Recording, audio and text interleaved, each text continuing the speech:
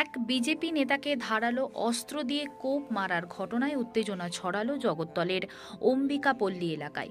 লোকসভা নির্বাচন এগিয়ে আসতেই ব্যারাকপুরে পরিস্থিতি ক্রমশ উত্তপ্ত হয়ে উঠছে। সোমবার ভোরে বিজেপির জগদ্দল মণ্ডল 4-এর সাধারণ সম্পাদক বিপ্লব করের ওপর ধারালো অস্ত্র নিয়ে হামলার অভিযোগ উঠল স্থানীয় তৃণমূল কর্মী বিশাল সিংয়ের বিরুদ্ধে।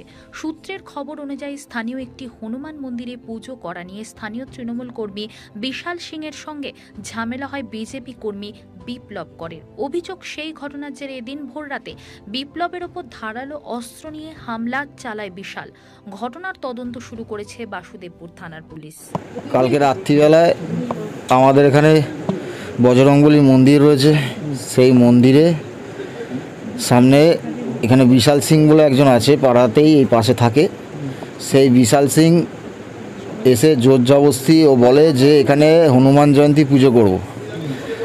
তা আমার এখানে এক পিসি আছে, তার সাথে কিছু একটু কথা কাটাকাটি হয়। সে আমাকে ডাক দেয়, বলছে বাবু এই ব্যাপার, তা পুজো কমিটি ছাড়া তো পুজো করানো উচিত না।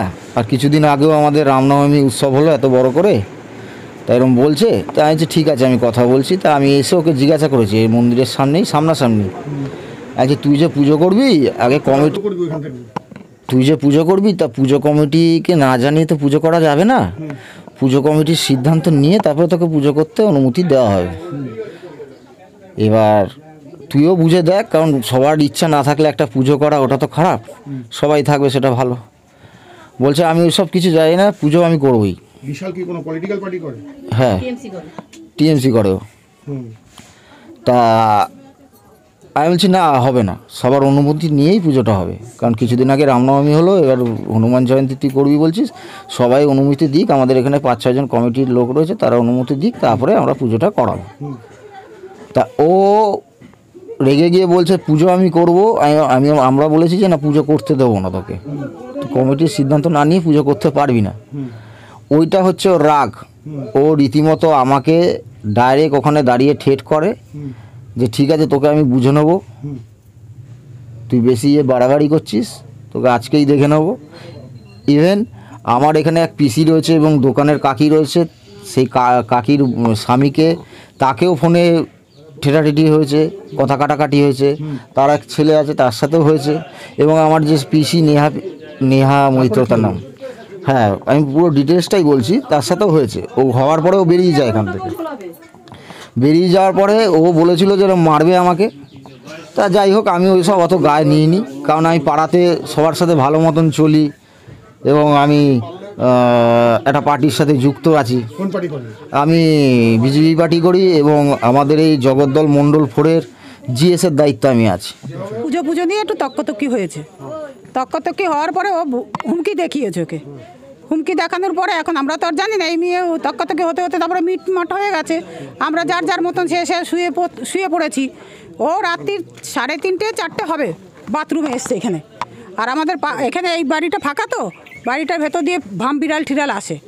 এখন ও ভেবেছে ভামবিড়াল টালির উপর দিয়েও আমাদের যাওয়া আসা করে, বাড়িতে ওঠে। ও ভেবেছে হয়তো ভামবিড়াল। আর আমি তো ওর চিল্লানি শুনে উঠে এসেছি, আমি তো ঘুমাচ্ছিলাম। এবার ও এখানে বাথরুম করছে, 3-4, আমি উঠে দেখি ও পড়ে, ও মা গো করে চিল্লিয়ে পড়ে গেছে, কাঁপছে ও। আর দেখলাম 2-3 জন ও পালিয়ে চলে যাচ্ছে, ওদের হাতে অস্ত্র সব আছে।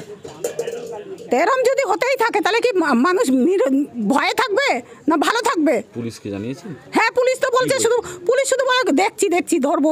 পুলিশ কি ধরে? না, পুলিশ তো অন্যায়কেই প্রশ্রয় দেয়। পুলিশ কি কোনোদিন সুস্থ কাজ করে? আপনার ছেলের সঙ্গে এরকম হলো, কতটা আতঙ্কিত? আমরা খুবই আতঙ্কিত। আমাদের ঘরে বাচ্চা কাচ্চা রয়েছে, আমরা রয়েছে, আর আবার রাজসে করবে না তার কি মানে আছে? কারা মনে হয় করতে পারে এটা? করেছে ওই যে বিশাল সিং, ওই করেছে। ও তৃণমূল করতো সবার ফার্স্টে, তারপরে আবার ভোটের সময় আবার এই ভোটে নির্দলে দাঁড়িয়েছিল, তারপরে আবার নির্দলে দাঁড়িয়েছিল, নির্দলই করতো। এখন পাড়ার যে ভোটার, তার সঙ্গে ওর পটেনি দেখে ও নির্দলে দাঁড়িয়েছিল। আপনার নাম? আমার নাম আরতি কর, কে হন আপনি? আমি ছেলের মা।